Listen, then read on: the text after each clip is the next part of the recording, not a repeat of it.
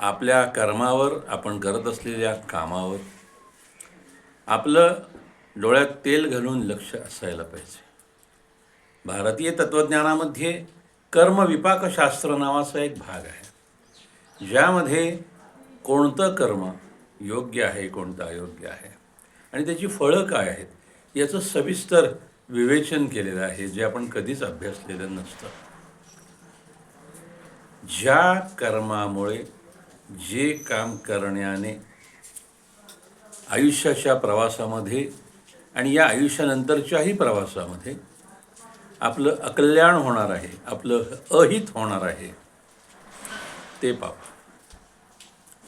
आपण करत असलेल्या कामामुळे, आपण करत असलेल्या कार्यामुळे सकल समाजाचंही अकल्याण होत असेल, अहित होत असेल, तर ते पाप आहे.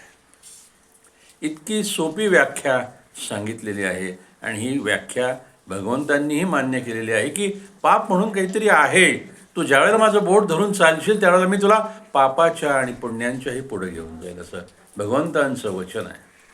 म्हणजे पाप म्हणून नक्की काहीतरी आहेच, हे तर नक्की.